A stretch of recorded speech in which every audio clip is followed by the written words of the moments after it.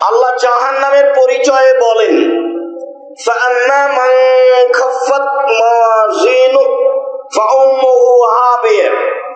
পৃথিবীর মানুষ মনে রেখো, কিয়ামতের মাঠে যার নেকির পাল্লা হালকা হবে তার থাকার জায়গা হবে অতীব গভীর গহ্বর হাবিয়া। অমাদ্রাকা মাহিয়া। মুহাম্মদ সাল্লাল্লাহু আলাইহি সাল্লাম, আপনি কি বলতে পারেন হাবিয়া নামক জাহান্নামটি কি? জাহান্নামের পরিচয় চলছে, আপনার কি জানা আছে হাবিয়া নামক জাহান্নামের পরিচয়? আমি বলি, নারুন হামিয়া, তা হচ্ছে জ্বলন্ত উত্তপ্ত আগুন। জাহান্নামের পরিচয় পেয়ে গেলেন কোরআন মাজিদ হতে। জাহান্নাম বলতে জ্বলন্ত উত্তপ্ত আগুন। মহান আল্লাহ বলেন,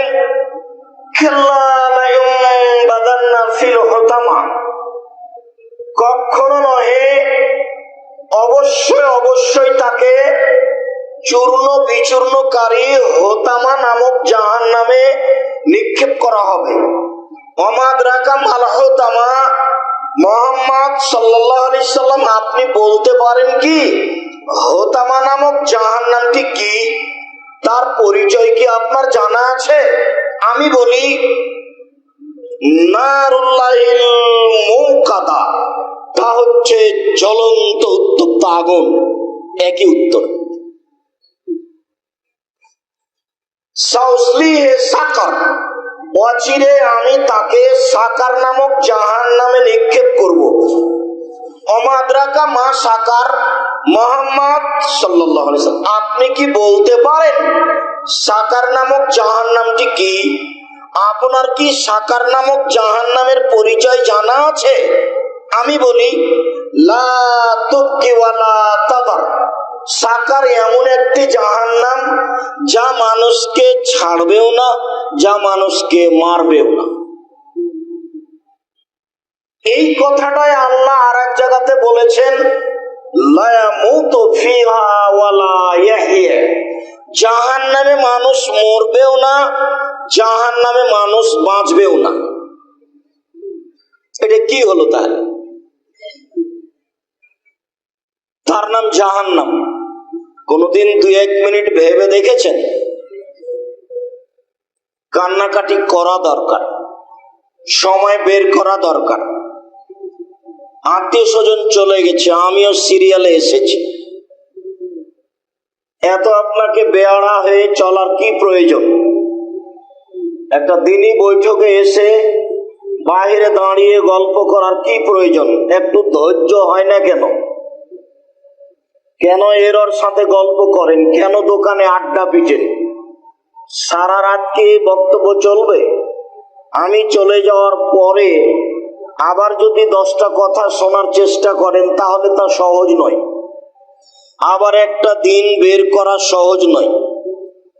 একটা দিন কিছু সময়কে মূল্যায়ন করতে আপনার এত ভারী লাগলো কেন? কেন আপনি এসে চলে গেলেন? আপনার মা চাচি এসে কেন চলে গেল? আমি তো এসেছি, এই কথা জানেন। আপনি কি বোঝাতে চাইলেন আমাকে? কেন আপনি চলে যাবেন? কি পেয়েছেন? আপনি কি মনে করেন? আপনি জানেনই বা কি আর বুঝেনি বা কি? কোনটার বিষয়ে, কিসের ভিত্তিতে আপনি চলে গেলেন? আর গ্রামের লোকজন, আত্মীয় স্বজন নিয়ে এত ব্যস্ত কেন? বউ বেটি নিয়ে, শালিকাকে নিয়ে, ভাবিকে নিয়ে এত ব্যস্ত কেন? আপনাকে আমি বলিনি এই ছেলের মাঠ বড় কঠিন। যেদিন আল্লাহর সাথে কথোপকথন হবে, দোভাষী থাকবে না, তখন সে তার ডান দিকে লক্ষ্য করবে। পুরো জীবনের কর্ম সব ডান দিকে দেখতে পাবে, টপ টপ টপ টপ করে সব চলে আসছে, সব দেখতে পাবে পুরো জীবনের কর্ম। আবার যখন বাম দিকে লক্ষ্য করবো, ভাইয়ারা মা কাদ্দামা মিনামালি, পুরো জীবনে একবারে দেখতে পাবে বাম দিকে। যা দেখবে ডান দিকে, তা দেখবে বাম দিকে, একই দৃশ্য পুরো জীবন। ছাত্র জীবনে, শিক্ষা জীবনে, বন্ধু বান্ধব নিয়ে, বান্ধবী নিয়ে, মোবাইল নিয়ে যত কিছু দৃশ্য ঘটেছে করেছেন সব দেখতে পাবেন। দুই দিকে আপনি সাধারণ মনে করছেন, সামনের দিকে তাকালে আপনি জাহান্নাম দেখতে পাবেন। হাদিস বুখারী মুসলিম। আল্লাহে আল্লাহর কসম, আল্লাহে আল্লাহর কসম, আল্লাহে আল্লাহর কসম, আমি আব্দুর রাজ্জাক বিন ইউসুফ এই হাদিসের অনুবাদ এবং সারমর্ম বলতে সরিষার সমপরিমাণ কমবেশ করিনি। আল্লাহর কসম, আল্লাহে আল্লাহর কসম, আল্লাহে আল্লাহর কসম, হাদিস বুখারী মুসলিম যা আল্লাহর নবী বলেছেন আমি সেটুকু বলতে আপনার সামনে সরিষার সমপরিমাণ কমবেশ করিনি, তবে আমি মানুষ।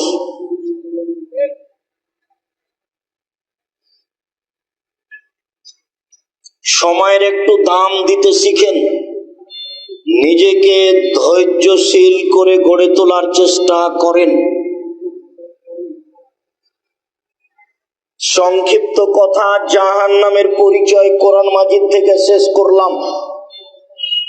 একটা হাদিস থেকে আমি জাহান্নামের পরিচয় দিই। উতবা ইবনে গাজওয়ান বলেন যে আল্লাহর নবী বললেন, ইন্না সাখরাতাল আযীমা লা তুলকা মিন শাফিরে জাহান্নাম ফাতাবি ফিহা বাদা সাবিনাম।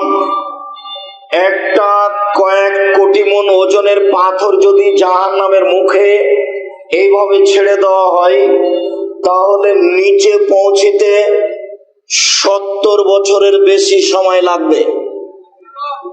এই বাক্যটাকে আপনি কি মনে করলেন? এইটা 1 কোটি মন ওজনের পাথর যদি 1 ঘন্টা যায় কত যেতে পারে? যদি 1 দিন যায় কত যেতে পারে?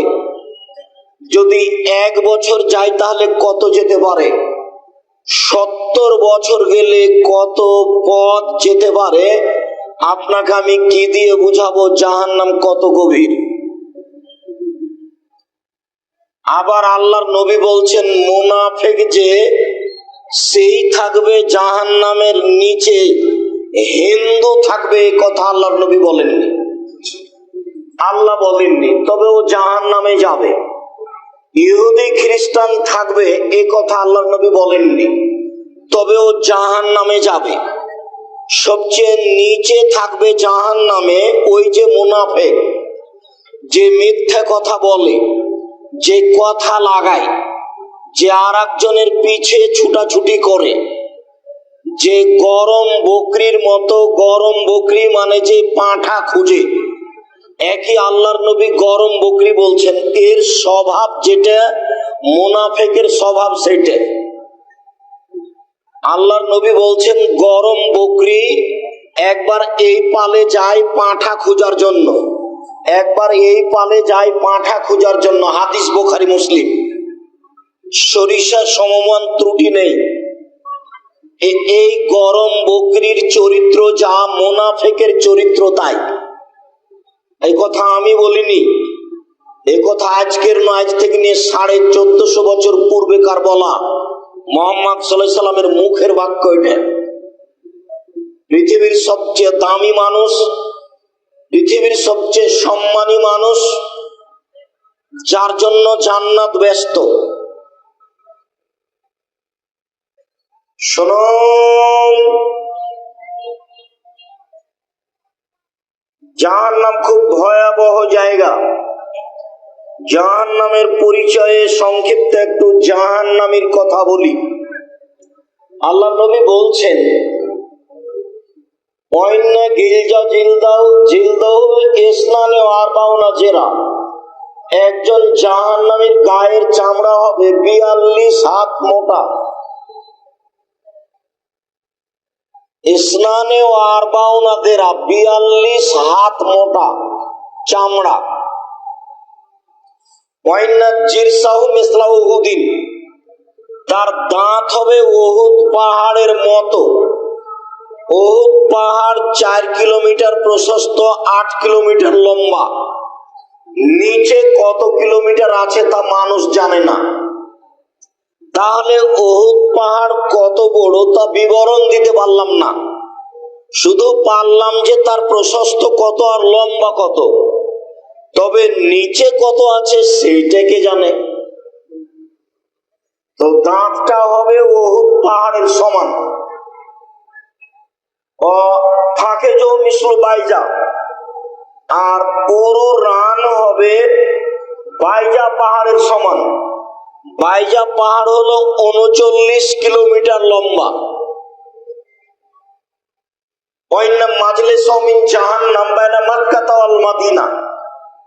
একজন জাহান্নামীর বসার জায়গা 450 কিলোমিটার, মক্কা থেকে মদিনা।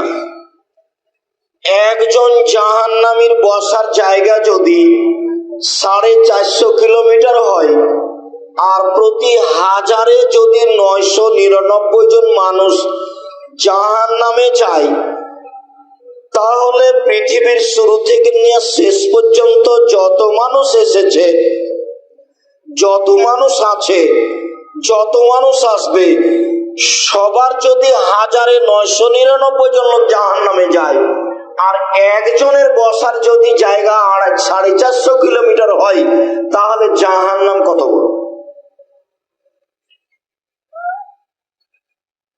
আল্লাহর নবী বলছেন, মানুষ, জিন, ফেরেশতা সবকিছু যদি একসাথে জাহান্নামের দরজা দিয়ে ঢোকে, তো দরজায় ঢুকতে সমস্যা হবে না।